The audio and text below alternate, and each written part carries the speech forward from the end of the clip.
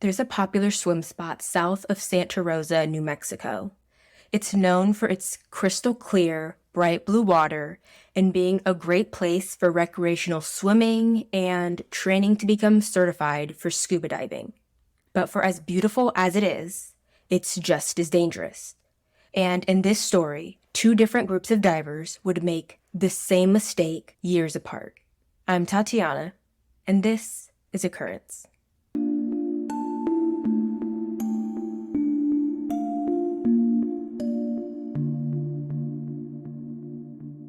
In March of 2016, the ADM Exploration Foundation got rare permission to enter the Blue Hole Lagoon caves. It was a pretty big deal that they were given the go-ahead because prior to this, the caves had been closed for almost 40 years. The layout of the Blue Hole swim site is, at its surface, it's about 80 feet or 24 meters wide and 80 feet deep. As it goes down, the sides of the swim hole go in before widening back out, kind of like an hourglass shape. At the bottom, it's 130 feet across, and there are some random objects and stones scattered on the bottom too. On the east side, at the base, there's an opening. The opening leads to an underwater cavern that at the time was filled with tons of rocks and covered with a metal grate. I'll explain what led to the rocks and the grate being there later, but for now, just know there's a reason why they originally felt the need to keep people out of this particular cave system. The cave part of the Blue Hole was pretty much a vertical shaft with tons of different offshoots of rooms and tunnels of different sizes. The pattern was like a maze and it kind of looked like intestines. You couldn't really be sure what each offshoot looked like until you entered it. So you could turn into a tunnel thinking it might be a big room, and it's actually a narrow opening with a dead end just a few feet inside. The ADM team was led by Kurt Bowen, and since starting in 2013, they had been to the cave entrance of the Blue Hole twice, working to remove the rocks and open up the top portion. And now they were back to continue their progress. The goal was to map out the intricate maze-like passages and make them more accessible. Previously, they opened a narrow passageway from the cave entrance to a tight restriction 160 feet deep. When they were working, the team would split up into three groups. Some were clearing the opening on the upper portion, some were trying to open the restriction at 160 feet, and some were exploring the passages beyond the 160-foot restriction. Because of the danger associated with everyone moving loose rocks around at the same time and stationed at various levels in a nearly vertical shaft, the teams worked one group at a time.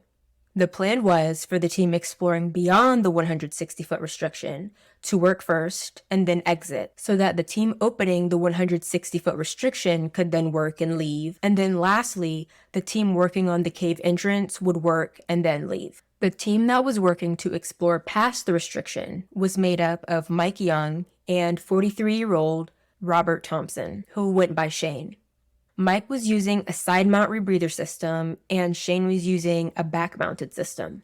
Now, the positioning of the tanks on your body is in the name. Side mounts are on the side, and back mounts is on the back area. It's my understanding that the system people choose is up to personal preference, even though a lot of people have strong opinions on each. But side mount allows you to easily look at and access the regulators and valves, since they're on your side and not behind you, and it's easier to get into thin passages.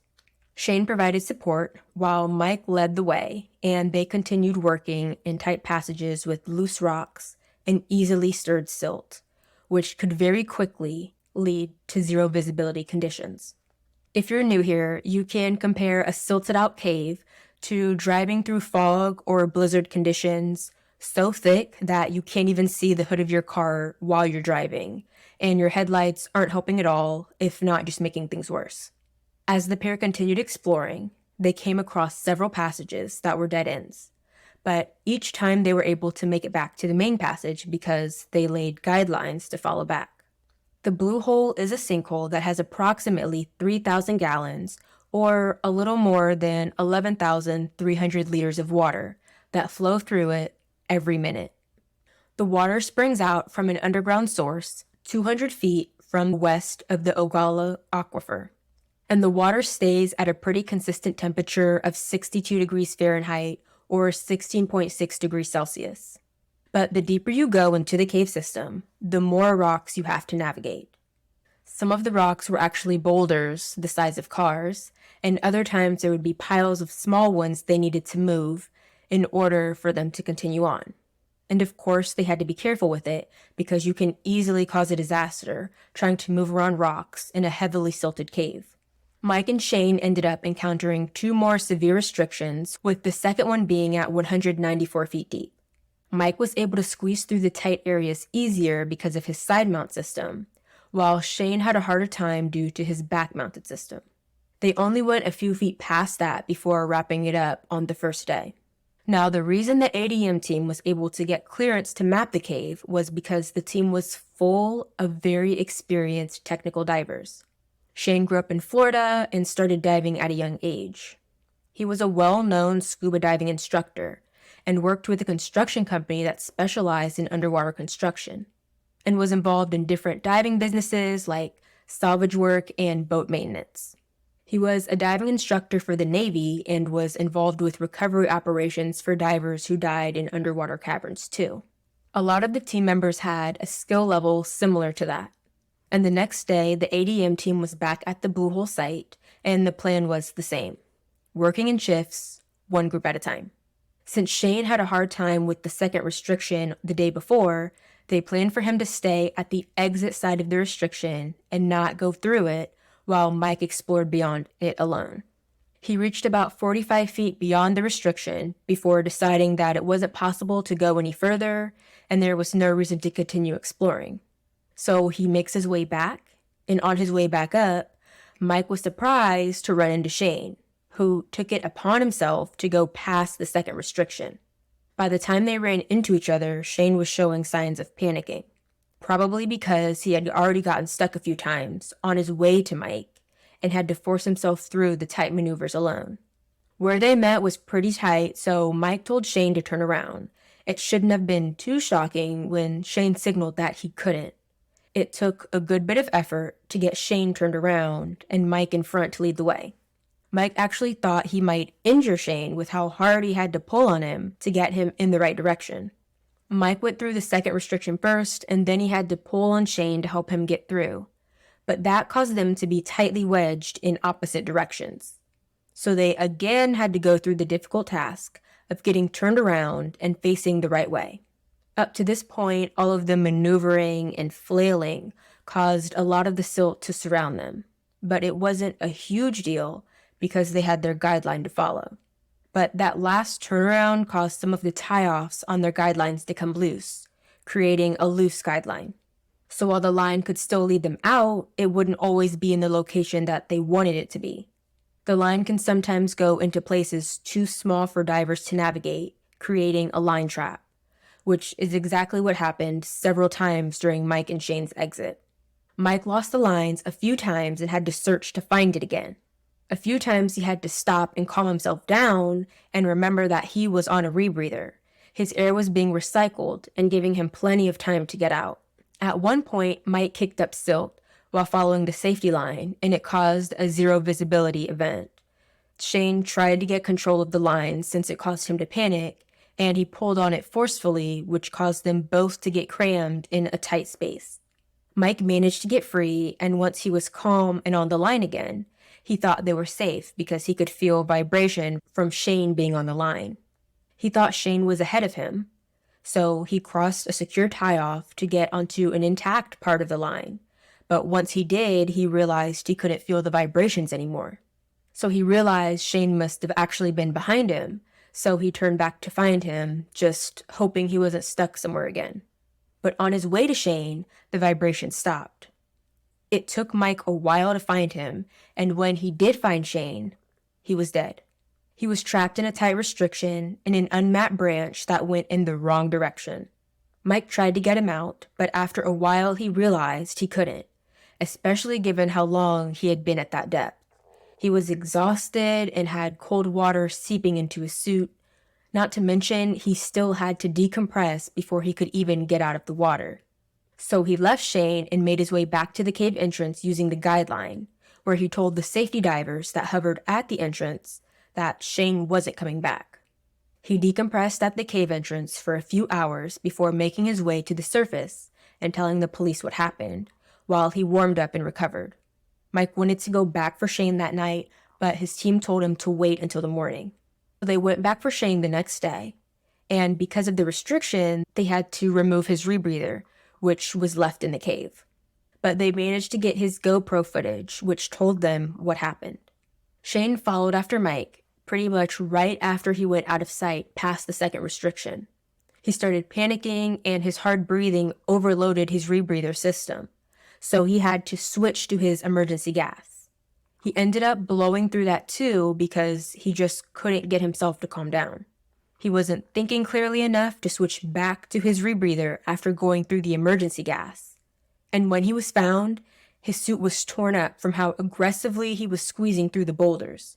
In the end, the team did technically accomplish the goal of mapping the cave, but the cave was so sketchy that it would have been limited to only the most advanced divers, and it was determined it just wasn't worth it, because that wasn't the first tragedy in the cave system. After Shane's death, the cave was resealed and has not been opened again. Now, do you remember how earlier I mentioned the tons of rocks that closed the cave entrance to begin with? On March 10th, 1976, a group of 10 University of Oklahoma State students was scuba diving in the Blue Hole. They started their group training dive at 10:30 a.m., and before they started, everyone was warned not to wander off or go into any openings or entrances near the bottom of the lake. So for a little while, everyone was doing the training and swimming around. But after a while, 22-year-old David Gregg and Mike Goddard didn't surface. The state police were called, and they arrived on scene at 11:35 a.m. Search and recovery was underway at noon, and after the first dive, they realized that the two were not in the main part of the lake, the part they were told to stick to.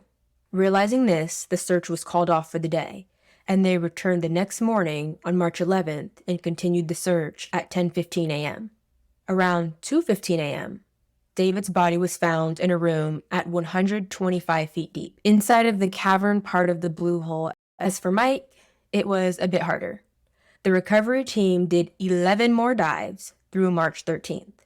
So 11 dives in 2 days, up to 200 feet in depth, and they still couldn't find Mike.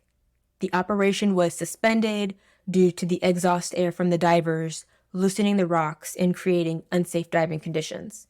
It wouldn't be until April 25th that they started looking for Mike again, and on the third dive, they finally found him. He was 177 feet deep, and another dive was required to actually recover his remains. It took 6 weeks to find Mike Goddard's remains, which I guess just shows how difficult the cave system actually was. One of the recovery divers actually said he hung off a cliff and had a 200,000 candle power flashlight and couldn't see the bottom or the other side. He said the water was clear, but it must have been a huge cavern because he couldn't see anything on the other side at all. It was after the passing of those two students and the incredibly difficult time the search and recovery team had trying to navigate the cave to get them that led to the city sealing the entrance with a huge metal grate. And then the U.S. Army Corps of Engineers went in and dumped at least 2 dump trucks full of rocks on top of the grate to make sure no one was getting in. The city actually didn't know about that. But I think they believed they could reopen it so many years later to allow more expert divers to swim there if the ADM team managed to successfully open it up and determine what routes would be safe and what areas people should be blocked off from. But losing an advanced diver in the process made them realize it might not be safe for anyone. Unfortunately, 37 years apart, divers' lives were lost in the same place.